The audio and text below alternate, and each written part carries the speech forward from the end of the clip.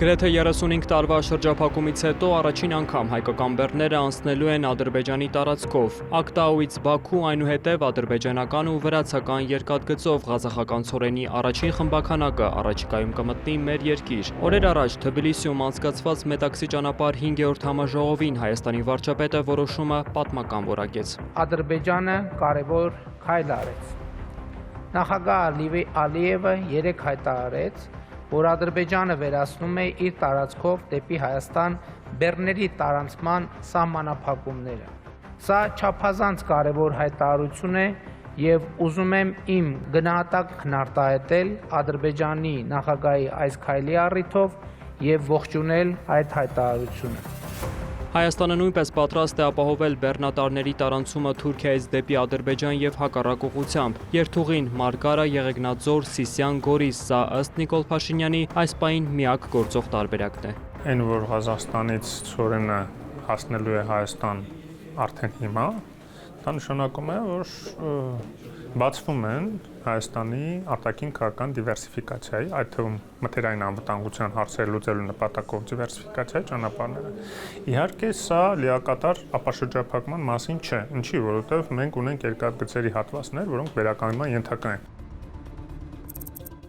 Խորհրդային տարիներին Հայաստանի երկաթուղին միացված էր խորհրդային ցանցին երկու հիմնական ուղղությամբ՝ Ադրբեջանի եւ Վրաստանի տարածքով։ Ադրբեջանի տարածքով դեպի Ռուսաստան ու Կենտրոնական Ասիա ուղղությունը համարվում էր ամենակարճն ու տնտեսական առումով ամենաշահավետը։ Ադրբեջանից Հայաստան էին բերվում հիմնականում նավթամթերք, գազ, բամբակ, աղ, թեթև արդյունաբերության հումք։ Հայաստանից Ադրբեջան մետաղական ու մեքենաշինական արտադրանք, քիմիական նյութեր, շինանյութ, սննդամթերք եւ խմիչք։ Երկաթուղային եւ ավտոմոբիլային կապը խզվեց 88-91 թվականներին, երբ սկսվեց Ղարաբաղի հակամարտությունը։ Այդ ժամանակից ի վեր Ադրբեջանի տարածքով դեպի Հայաստան ոչ մի բեռնատար չի անցել։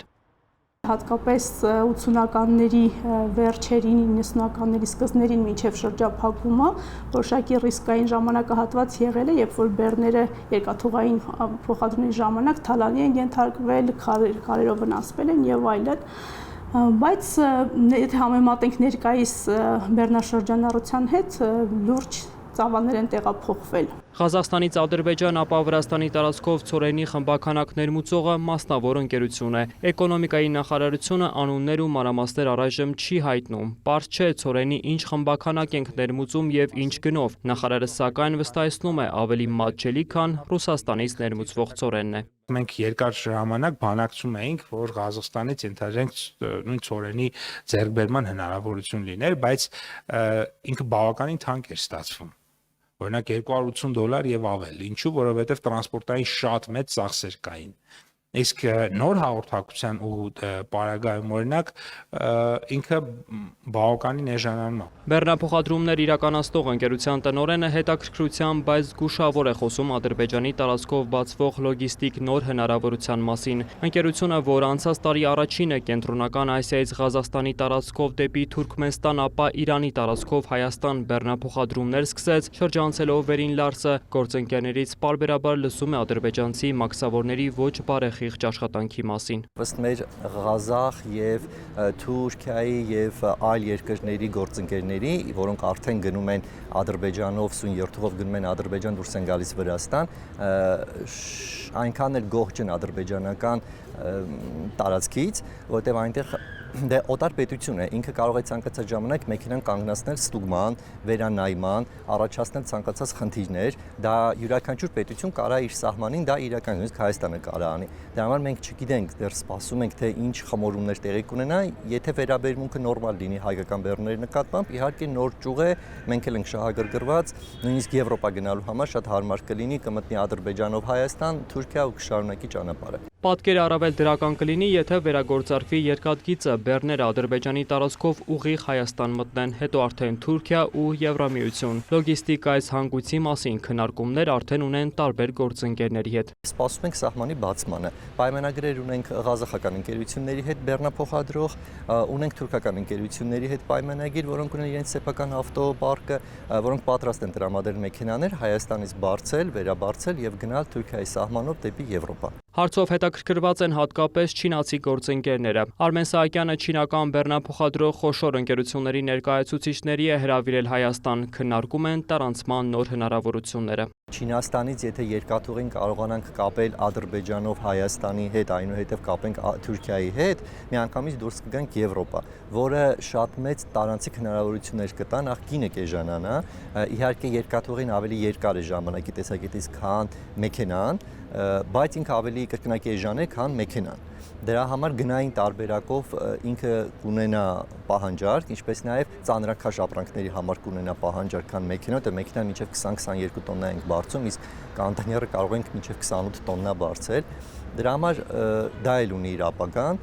Ես կարծում եմ ճիշտ աշխատանքի դեպքում Հայաստանը կդառնա շատ մեծ լոգիստիկ հաբ։ Տնտեսականը տնտեսական, բայց քաղաքական հաշվարկներ էլ կան, ընդգծում է Հովսեփ Խուշուդյանը։ Ըստ նրա, նույնիսկ ցորենով լի մեկ բեռնափոխադրումը քաղաքական լրջագույն խնդիր կարող է լուծել։ Ցորենի արտաքին ներկրումների 98%-ը Ռուսաստանից է գալիս։ Մենք որոշ քանակի արկեմ մինչև 20% սեփական արտադրություն ունենք, բայց այն մնացած 80%-ի ամբողջ ծավալի 98%-ը Ռուսաստանից է գալիս ցորենի։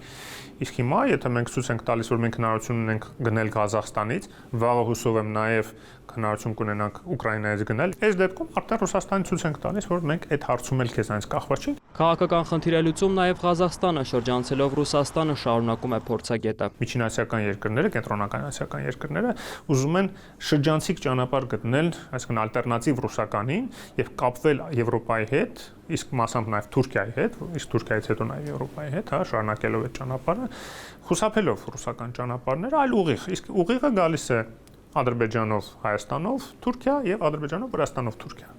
Իսկ քաղաքական ինչ հաշվարկներ ունի Ադրբեջանը, մասնագետի դիտարկմամբ օգոստոսի 8-ի Վաշինգտոնյան համաձայնությունները Բաքվին դրել են հստակ ուղու վրա։ Ադրբեջանը արևմուտքի հետ հարաբերությունների բարելավման գինն է վճարում։ Ռուսաստանն էլ փորձում է անմասն չմնալ այս գործընթացներից։ Փորձագետը հիշեցնում է փոխվարչապետ Ալեքսեյ Օվերչուկի հայտարարությունը, թե Ռուսաստանի երկաթուղիները տարածաշրջանի գործընկերների հետ քննարկում է ռուսաստանյան ապրանքների Ադրբեջանի տարածքով դեպի Հայաստան տարանցում կազմակերպելու հարցերը։ Ռուսաստանը ասում է կսկծու փառքացու, ասում է դե եթե ճանապարհները բացում ես Ղազախստանից դեպի Հայաստան, այն մեր ճանապարհներն է բաց դեպի Հայաստան երկաթգծի եւ ՌԺԴ-ն, որը որ Ռուսաստանն է այստեղ կոնցեսիայով պատկանում,